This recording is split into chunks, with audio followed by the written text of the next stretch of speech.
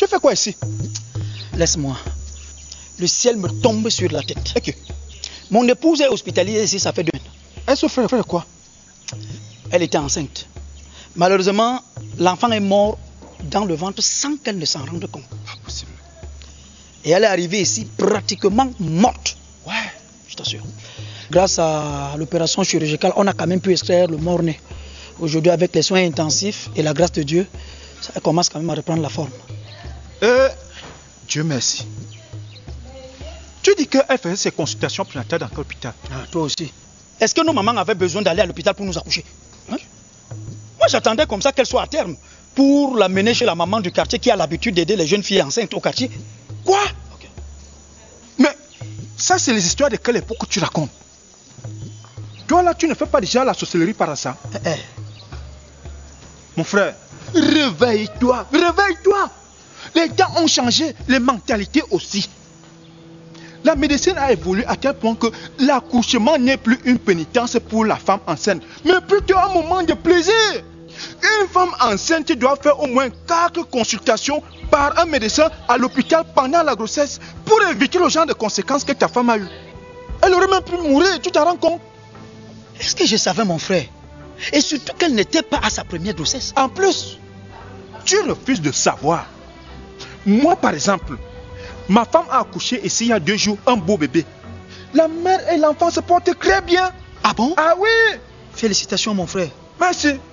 Tu veux me dire qu'en faisant un meilleur suivi de la grossesse par un médecin et en allant à l'hôpital pour l'accouchement, la femme enceinte et son enfant ont de meilleures chances pour être bien portants? Exactement. Parce que les consultations prénatales permettent de contrôler l'état de l'enfant et de la mère pendant la grossesse. On n'enseigne pas une femme pour qu'elle accouche des morts-nés, mais plutôt des beaux bébés. Dis donc, laisse-moi passer. Tu énerves. Ensemble, luttons pour la réduction de la mortalité de la mère et de l'enfant. Ceci est un message de Madame Chantal Biya, présidente fondatrice de Synergies africaines.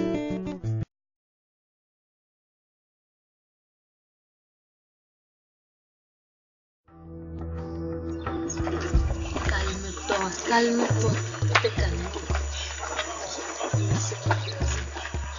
Je crois qu'ici, personne ne va nous écouter. Tu disais donc que... La tempête a soufflé, elle s'est abattue sur moi, je suis finie. Fini comment? Sois précise, moi je comprends pas. La semaine dernière, oui, il y avait la campagne de dépistage anonyme du VIH-Sida. Je suis au courant. Je suis allée faire le texte. Malheureusement, il était positif. Oui. Je suis allée faire ma consultation prénatale. Et là-bas encore, le médecin m'a dit de faire un test de confirmation. Je sors de là comme ça, ma soeur. Et le texte est aussi positif. Je vais faire comment? Je suis finie, ma soeur. Moi, je ne vois toujours pas où est le problème. Nous ne sommes plus à l'époque où le VIH était la mort assurée. S'il te plaît. On peut être porteur de nos jours-là et vivre avec pendant très longtemps même. Il suffit de prendre son traitement qui est d'ailleurs gratuit dans tous les hôpitaux du Cameroun. Et puis adopter un comportement sexuel responsable. Où est le problème? Mais tu ne comprends toujours pas. Quoi?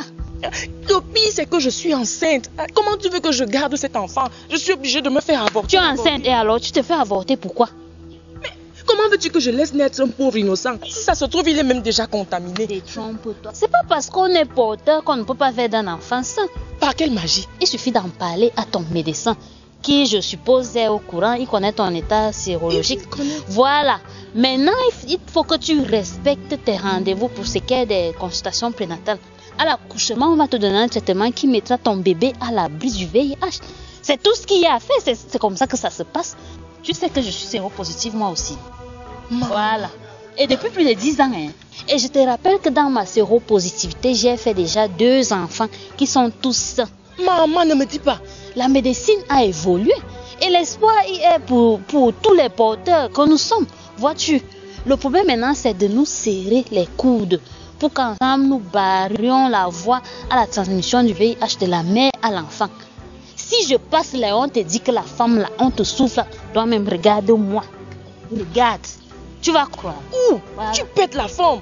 Voilà. Je sens que je vais faire comme ça. Oh. J'étais en train de m'inquiéter. Non, tu n'as pas. Ensemble, luttons pour une génération sans sida. Ceci est un message de Madame Chantal Biya, présidente fondatrice de Synergies africaines.